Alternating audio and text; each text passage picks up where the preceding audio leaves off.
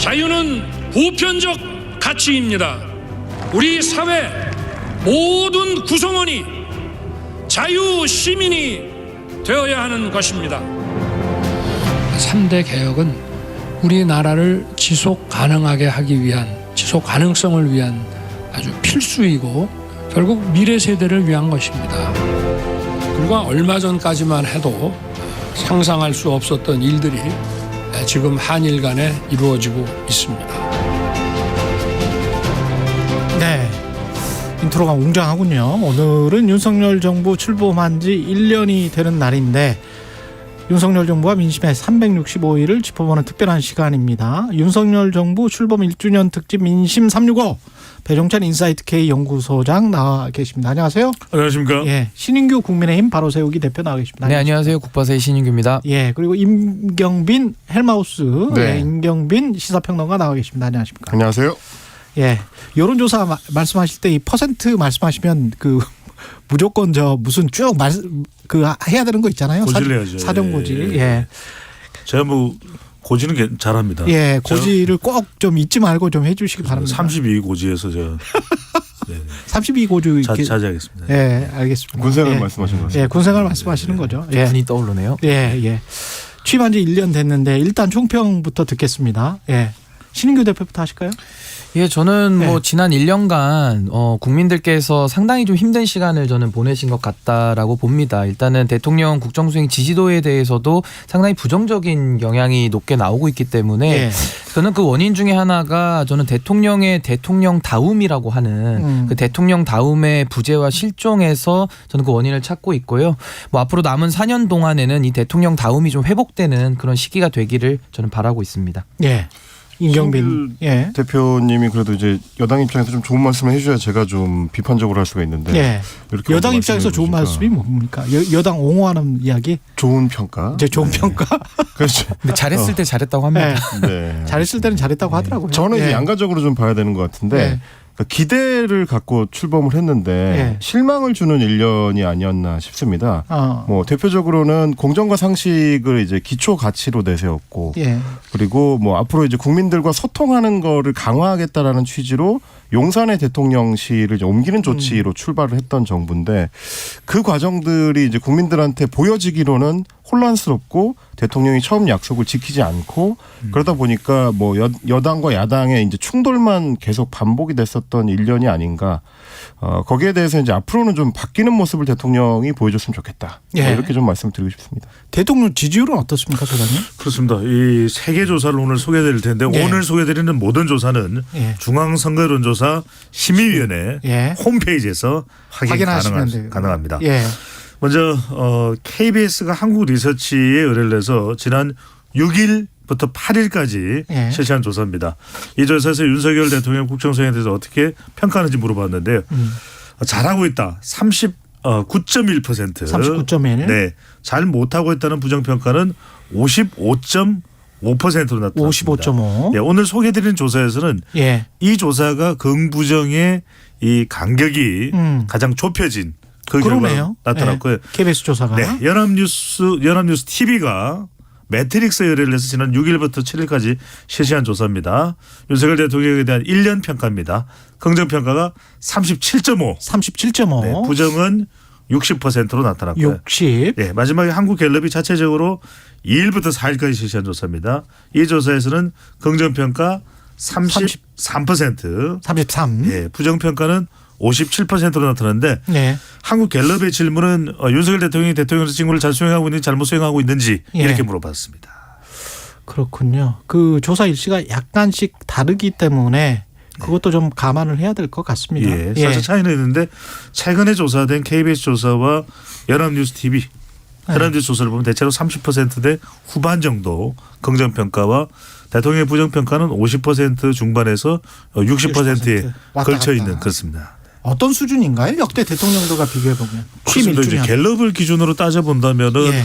역대 대통령 평가는 따로 고지를 할 필요는 없습니다. 날짜를. 그렇죠. 예. 그런데 예. 역대 대통령이 이제 수치는 제가 따로 말씀을 안 드리니까 이제 홈페이지에서 확인하면 되시는데 갤럽이 계속 해왔으니까요. 갤럽을 해왔죠. 예, 말씀하시는 겁니다. 이제 역대 대통령과 비교를 해보면 이명박 전 대통령하고는 비슷하고요. 예. 노무현 전 대통령보다는 앞서는 윤석열 대통령의 지지율인데 예. 1년제 시점에서는 문재인, 김대중 또 박근혜 전 대통령보다는 낮은 결과입니다. 그러니까 문재인 78, 예. 김대중 60, 박근혜 57이었습니다. 그렇죠. 예. 근데 이게 그런 이유가 뭐냐면 이제 뭐 간단하게 보시면 됩니다. 대통령 지지율이라는 것은 결국 세 토막으로 나눌 수가 있다.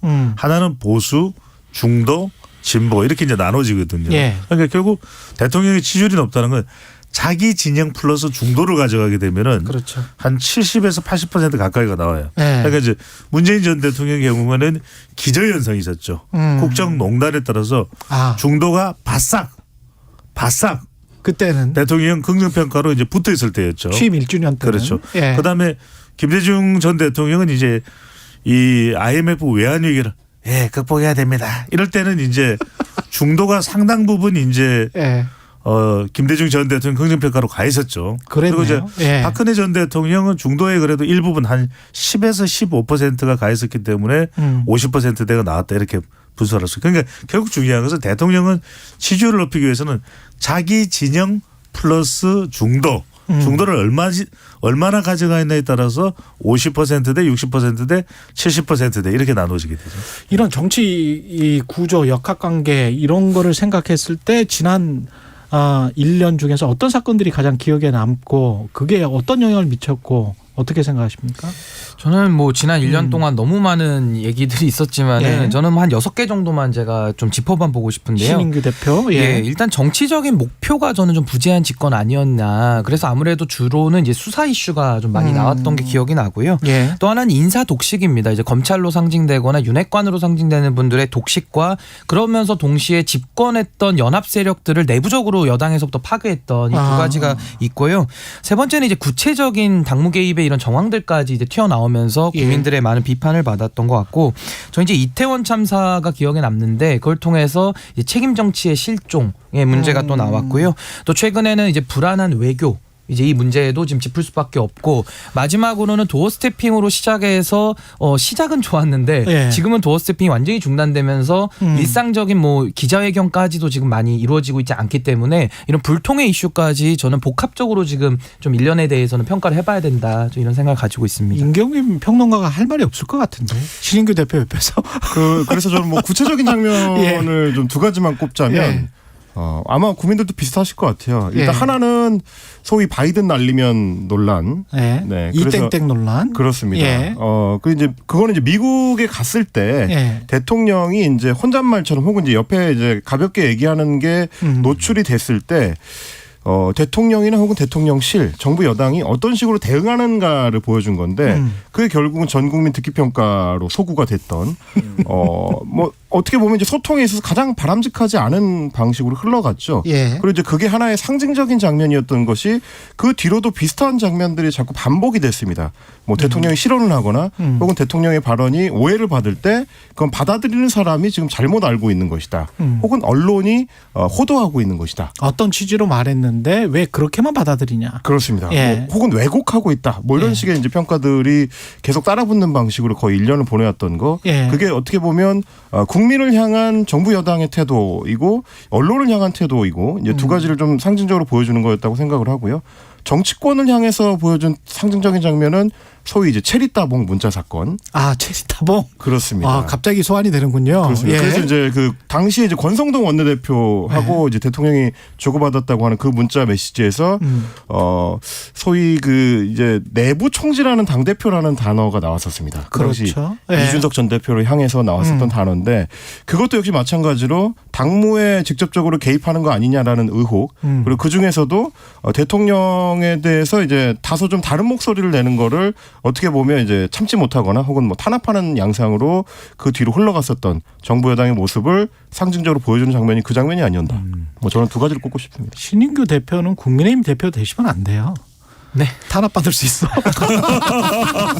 네, 뭐 하여튼 지금 뭐 저희 당 상황이 매우 좋지 예. 않기 때문에 예. 제가 그래서 국민의힘 바로 세우기를 계속 하고 있습니다. 예. 네. 그렇군요. 네, 우리 예. 신인규 대표는 신인규죠. 네. 그 배종찬 소장님은 네. 어떤 게 기억에 남으세요? 그 결과적으로는 네. 이제 대통령 지지율이 이렇게 이어지고 있는 이유는 결국 구지스죠. 구지스다. 구는 뭐냐면 이제 예. 구도. 그러니까 이런 운명을 띄고 시작된 정권의 숙명이다. 왜냐하면 워낙 결과가 정말 박빙이었기 때문에. 박빙이었죠. 0.73% 포인트에다가 예. 또 이 구도가 이제 지금도 보면은 대선이 계속되고 있는 셈인 거예요.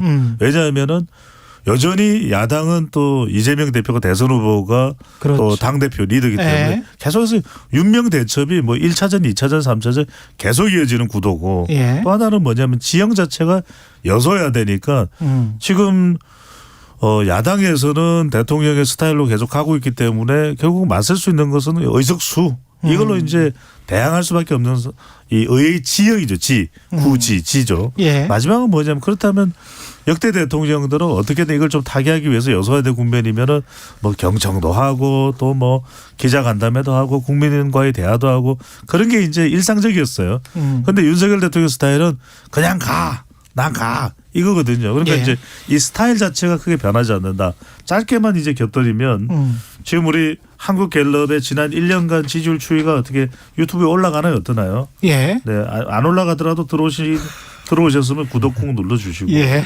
결과적으로는 이제 윤석열 대통령이 기결되는 건 사람이에요. 네. 사람을 내 바구니에 안고 있느냐, 내 바구니 바뀌냐. 그러니까 지난해 8월 2일부터 8월 4일까지 실시된 한국갤럽 조사에서 지지율이 24%로 곤두박질칩니다.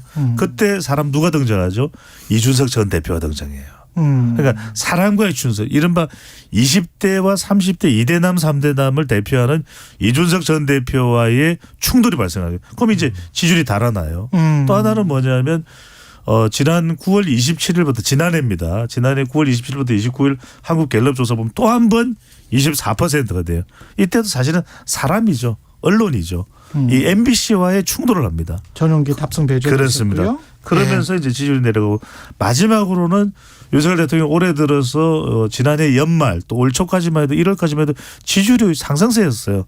그런데 3월 4월에 이 외교와 관련해서 이 긍정 부정평가 모두가 가장 큰 이유가 긍정도 그렇고 부정도 그렇고 외교예요. 그러니까 그런 이유는 뭐냐면 결과적으로 이 외교 이슈에 대한 대일 이슈에 대한 공감 결과적으로는 중도 관련해서도 올해 이 전당대회에서 이런 안철수 의원과의 또 충돌이 발생하죠. 결과적으로는 대통령이 지지율을 가져가려면은 자기 진영 보수 플러스 중도가 돼야 되거든요. 근데 예. 다 이별을 하는 거죠. 이 헤어질 결심이 1탄, 2탄, 3탄이 이루어지는 거죠. 그러니까 이런 걸 우리가 이른바 탕웨이라고 그러죠. 탕웨이요? 이른바 탕웨이라고 합니까?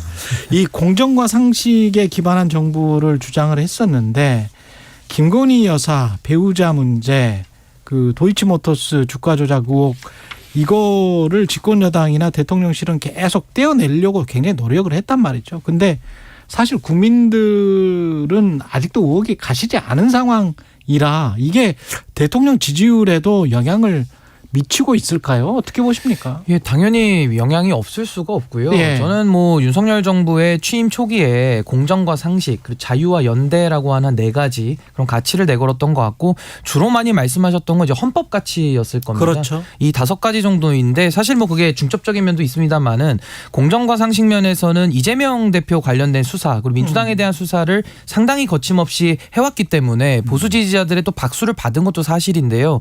동시에 그러면은 그 공정이란 가치 속에서 왜 우리 편에 대해서는 안 하느냐 이런 상대방의 공격도 있었고 내부에서도 왜 박영수 전 특검에 대해서는 왜 안 하느냐 수사를 이제 이런 문제제기가 분명히 따라 나오고 이건 비상식적으로 볼 수밖에 없고요. 예. 이 자유와 연대에 대해서도 특히 연대부터 말씀드리면 뭐 민주당과의 협치는 말할 것도 없지만은 당내에서 이준석 대표와 같이 정권을 만들었다라고도 볼 수 있는 것인데 내부 연합부터도 붕괴시키면서 지지율이 지금 많이 떨어지게 된 거거든요. 내부 연합. 그렇죠. 그리고 또 하나는 이 자유에 대해서도 국내뿐만 아니라 국외에 나가서도 항상 자유를 강조하고 계시거든요. 예. 근데 이제 자유에 대한 이야기를 들을 때마다 정치적 경제적 자유 이후에 이제 사회적 자유가 나오는데 아마 윤석열 대통령은 지금 사회적 자유를 말씀하시는 걸로 보입니다. 그런데 오히려 말씀은 그렇게 자유를 강조하시지만 정치적 자유 내지는 언론의 자유까지 오히려 더 무너뜨리는 여러 차례 모습들이 나오면서 이거 좀 국민들이 혼란이 오는 겁니다. 도대체 사회적 자유를 말하는데 앞단에 있는 정치적 자유부터 무너뜨리는 이런 모습을 어떻게 이해해야 되는가? 그러니까 사실상은 어떻게 보면 말과 행동이 다른 양도구육적 태도로 지금 보이는 거거든요. 그러니까 이런 부분에 대해서는 뭐 저도 지금 쓰면서 약간 좀 움찔했는데 움찔했네. 이 정치적 자유를 좀 위축받고 있지 양도구육 않습니까? 그거 쉽게 쓰면 안 돼요. 이준석 전 대표가 예. 징계를 받은 거예요. 그러니까요. 예. 그래서 징계 1년짜리이기 국방세 때문에 대표에서도 지금 쫓겨날 수 있어요. 네, 그래서 네. 저는 이런 눈동자가 많이 가치의 흔들리고 오염 내지는 헌법이라는 그런 대원칙을 밝히시면서 네. 사실상 헌법을 잘 지키지 않는 모습들, 저 이런 것들이 좀 국민들에게는 비판을 많이 받을 수밖에 없는 지점 아니었나 이렇게 보고 있습니다. 소통에 대해서 좀 임경민 평론가가 좀 이야기를 해주세요. 저는 이제 윤석열 그 대통령의 부분 소통. 저도 이제 언론계에 어쨌든 꽤 오래 몸을 담았던 그랬죠. 경험에서 예. 기반해서 보자면 굉장히 좀 안타까운 게 대통령이나 혹은 대통령실에서 언론관 자체에 다소 좀 문제가 있는 것 같다. 그러니까 예전에 이제 대통령이 특수통 검사로 일하던 시절 소위 말하는 이제 정보를 잘라서 기자들한테 나눠주는 방식으로 예. 기자들과 소통하는 방식에 너무 익숙한 거 아닌가. 그거는 굉장히 좀 일방향적인 거고 정보를 통제하는 방식으로 기자를 상대하는 방식이었던 거거든요. 근데 그 비슷한 방식을 시도했다가 된통 당했던 게 외신을 상대로 했을 때였습니다. 예. 그러니까 소위 말하는 이제 그 영화적 표현으로 하자면 이제 밑장 빼기냐 하다가 예. 걸렸던 적이 이제 한 2번 정도가 있는데 외신도 좌파들이 많은가 봅니다. 뭐 그 워싱턴 포스트나 이제 파이낸셜 타임즈를 그렇게 볼 수 있는지는 모르겠습니다만 그 대표적인 장면이 저는 이제 두 장면을 꼽는데 둘 다 워싱턴 포스트하고 연결이 돼 있습니다. 바로 예. 얼마 전에 있었던 단독 인터뷰에서 이 소위 원문 공개 논란. 그때도 이제 주어가 있느냐 없느냐를 대통령실에서 해명으로 내놨다가 워싱턴 포스트 기자가 주어가 들어있는 원문 녹취록을 이제 예. 공개를 해가지고 어떻게 보면 대통령실 입장에서 망신을 당했죠. 그렇죠. 근데 이제 대선 후보 시절에도 거의 비슷한 유사한 일이 있었습니다. 그때도 서면 인터뷰를 통해서 워싱턴 포스트에 보도가 됐는데 나도 페미니스트라고 할 수 있다 이런 예. 식으로 얘기를 했다가 소위 남초 커뮤니티에서 난리가 나니까 예. 그런 말 한 적 없다. 그런 식의 답변한 적 없다. 이거는 오역이다라고 했다가 그건 서면 인터뷰였는데. 그렇습니다. 마찬가지로 한글 원문 인터뷰 원문을 그때 워싱턴 포스트에서 공개를 했었죠. 그런데 그러니까 이런 방식의 어떤 외신에 대한 이중 플레이. 그러니까 예전에 슬쩍슬쩍 거짓말하고 있는 거 아니냐? 그렇습니다. 예. 80년대 90년대 같으면 그게 통합니다. 그때는 한국어에 익숙하지 않은 외신 기자들이 많았고 그래서 내신 그러니까 우리 국내 언론에 하는 메시지하고 외신 메시지하고 다르게 가져가도 몰랐죠 그때는. 예. 우리 이제 국내 그 뭐 우리 유권자들이나 시민들도 영어로 실제로 어떻게 나오는지 잘 모르셨으니까. 근데 지금은 그런 시대가 아닌데도 불구하고 비슷하게 이중 플레이를 하다가 문제가 되는 경우들. 결국 이제 언론이라는 게 내가 내고 싶은 목소리 혹은 내가 하고 싶은 말을 받아서 스피커 역할만 해주면 된다라는 방식으로 생각하다 보니까 설명하고 설득하고 정보를 투명하게 공개하는 창구로서의 역할보다는 오히려 내가 통제할 수 있는 내 이제 보조 스피커 역할 정도로만 생각하기 때문에 자꾸 이런 문제가 생기는 거 아닌가. 국민의 목소리를 대변해서 기자들이 질문한다는 인식이 있어야 1주년 기자회견도 패싱하지 않을 수 있고 예. 신년 기자회견도 패싱하지 않을 수 있다. 이 점을 좀 대통령실에 좀 분명하게 말씀 좀 드리고 싶습니다. 제가 뭐 이제 30여 년 동안 뭐 데이터를 분석해 왔으니까 이걸 우리가 단순히 그냥 하나하나 장면만 가지고 따질 부분은 아닌 것 같아요. 왜냐하면 예. 그렇다면은 뭐 숱한 조언도 했고 방송에서도 의견도 개진이 됐는데 그게 이제 대통령실이나 윤석열 대통령의 국정운영 스타일을 보면 접수가 안 되거든요. 그러니까 이제 기본적인 차이가 있다고 봐요. 이게 이른바 올리버가 이야기하는 기대 불일치거든요. 예. 그러니까 뭐냐면 윤석열 대통령이나 윤석열 대통령 주변은 일종의 국정 운영의 이제 미니멀리스트 관점에서 보는 거예요. 그러니까 소통도 그렇고 또 정책도 그렇고 인사도 그렇고 뭐 인사도 아니 검찰 출신에 상당히 능력 발휘되고 대통령과 호흡이 잘 맞으면 그럼 됐지. 그럼 뭐가 문제야? 이게 이제 인식의 저변에 깔려 있는 것이거든요. 우리가 이런 걸 이제 미니멀리스트라고 이제 미니멀리스트라는 이제 설명을 하게 되죠. 그런데 네. 국민이나 여론이나 야당은 맥시멈 리스트예요. 왜? 이게 소통이지. 예. 아니 여야 간에 소통하고 뭐 야당 대표가 뭐 피해 사실이 있든 뭐 재판을 받든 그거 만나야 소통이에요. 이렇게 이야기를 할 거란 말이에요. 중도에서도. 그리고 이제 또 우리가 정책과 관련해서도 아이고 이게 정책이지 어떻게 문재인 정권에 그걸 다 한번 뒤집는다고 그게 정책이야. 그거 아니지. 이런데 미니멀리스트 접근에서는 뭐 대통령을 아주 단단하게 지지하는 지지층들 뭐 20여 % 네. 있을지도 어떨지 우리가 이제 그렇게 추정하는 겁니다. 그럼 거기서는 잘한다 이거예요. 잘하고 있어. 계속 그렇게 해. 그러면 이제 그렇게 전달이 되는 거죠. 마지막은 이제 인사죠. 인사도 우리는 폭넓게 인사를 해야 된다. 안아야 된다. 왜 내치느냐. 당원 100%가 능사가 아니다라고 얘기를 하지만 이 미니멀리스트 관점에서는 그게 잘하는 거지. 그게 민주주의야. 그게 자유야. 그러니까 이 간극이 너무 차이가 나요. 그러니까 예. 이제 저는 이 간극 자체의 중간에 연결되는 서로 간에 상호소통되는 다리가 없으면 우리가 임기 1년차 방송을 하지만 뭐 내년에 한번 모여서. 2024년에 우리가 또 세 예. 명이 모이지 않겠습니까? 예. 100% 그렇게 보는데 예, 100% 그렇게 봅니다. 그러면 똑같은 이야기가 그대로 또 그때 우리가 아마 1년 전 오디오와 내년 오디오를 비교해보면 그때는 총선이 끝나고 총선 평가도 같이 하겠네요. 그러겠네요. 예. 특집이 되겠네요. 예. 1시간 통으로 가야 되겠네요. 예, 한 시간 소장이 통으로 가야 은근슬쩍 되겠습니다. 내년 예. 캐스팅을 지금 확정을 하시고 계신 거예요. 예, 그거 맞습니다. 예, 맞습니다. 네. 예, 그렇게 해서 또 내년 캐스팅이 확정이 됐습니다. 근데 저는 이제 근데 잠깐만요. 예. 근데 너무 그래도 진짜 칭찬할 거는 없어요. 칭찬할 거 한 가지씩이라도 이야기를 해줘요. 저는 예. 한 가지 지금 뭐 성과. 칭찬을 하자면은 예. 문재인 정부 때 전 뭐 과거 정부 탓하는 거 별로 좋아하지 않습니다만은 그래도 문재인 정부 때 정책적인 오류들이 많이 있었거든요. 근데 거기에 대한 방향성 자체는 바르게 잡은 부분도 일부 있습니다. 어떤 것? 예를 들면 이제 뭐 예. 한미 동맹과 한미일 공조로 이제는 조금 더 외교의 노선을 옮겼다는 부분. 그리고 예를 들면 노조에 대해서도 조금은 이제는 뭐 여러 가지 그 노조에 대해서도 어떠한 최소한의 법규범이나 원칙조차 적용하지 않았던 부분에 대해서는 일부 긍정적으로 평가할 수도 있는데 아니 헌법을 강조하시기 때문에 노조의 3권이라는 것은 국민의 또 기본권이거든요. 근데 거기까지는 또 나아가지 못하는 이런 한계들, 저 이런 부분들을 동시에 지금 체감하고 있다 이렇게 봅니다. 예. 저는 역사인식 문제에 있어서 그 5.18 관련된 부분을 좀 바로 세우려고 했었던 노력, 그거는 충분히 평가해 줄 만하다고 생각을 합니다. 그렇군요. 특히 이제 지난해 첫 번째 5.18 기념식에 여당 국회의원들하고 다 함께 참석을 해가지고 또렷한 메시지를 대통령이 냈던 거, 그거는 분명히 이제 중요한 어떤 하나의 분기점이었던 것 같고요. 예. 그 뒤에도 뭐 최근 들어가지고 이제 김재원 최고위원이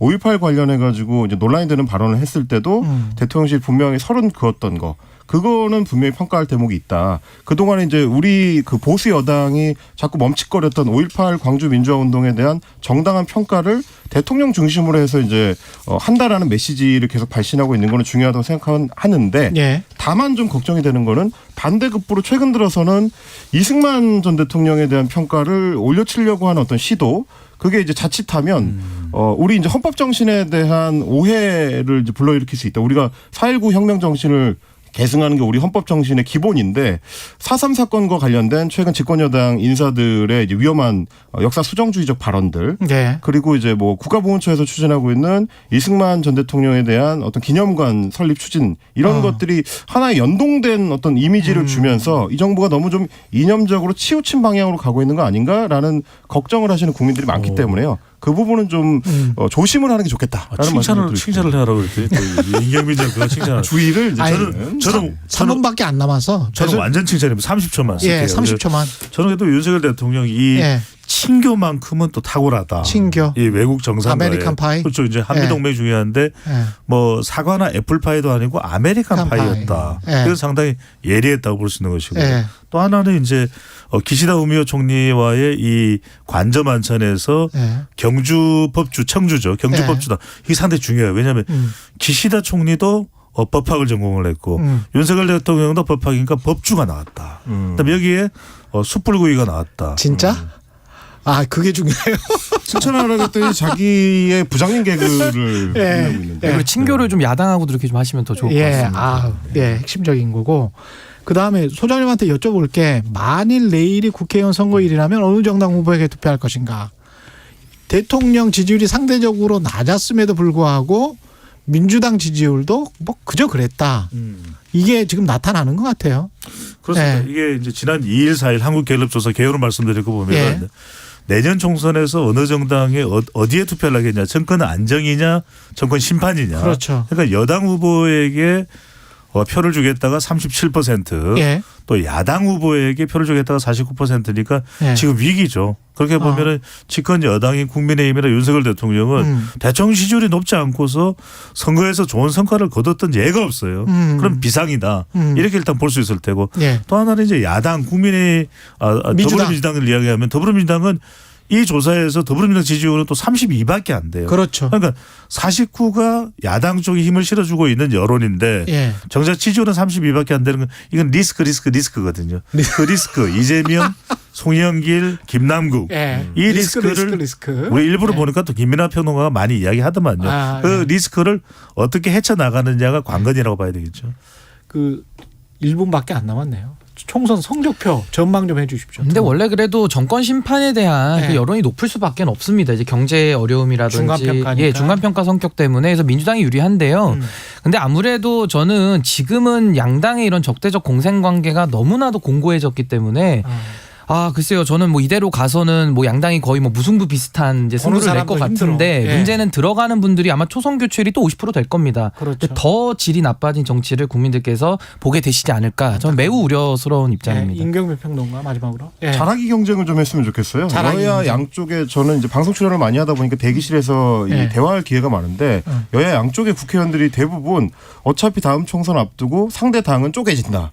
둘 다 그러고 있습니다. 그러니까 그런 방식으로 상대가 헛발질을 해서 우연히 이기는 걸 이제 기대하는 것보다는 그래도 이제 국민들한테 좀 새로운 희망을 보여주고 정치가 뭔가 바꿀 수 있다는 어떤 확신을 줘서 승리하는 총선을 양당이 좀 만들어 갔으면 좋지 않을까 싶습니다. 오늘 방송을 이대로 끝내면 안 되겠어. 오도독으로 이어가요. 오도독으로. 안 시간 돼요. 비워놨습니다. 지금 시간이 20초밖에 안 남았고 알겠습니다. 앞서 언급한 한국갤럽 여론조사는 한국갤럽 자체 조사입니다. 홍준표 시장 인터뷰 때 청취자분 지적이 있었는데 7098님 홍준표 시장님 절름발이라는 표현은 장애인들이 참 듣기가 불편합니다. 표현을 좀 잘해주세요. 적절한 지적이십니다. 네. 예, 적절한 지적이십니다. 예, 배종찬 인사이트 K 연구소장, 신인규 국민의힘 바로세우기 대표, 임경빈 시사평론가였습니다. 고맙습니다. 감사합니다. 네, 감사합니다. 고맙습니다. 예, KBS 1라디오 최경영의 최강시사였습니다. 고맙습니다. 내일 뵙겠습니다.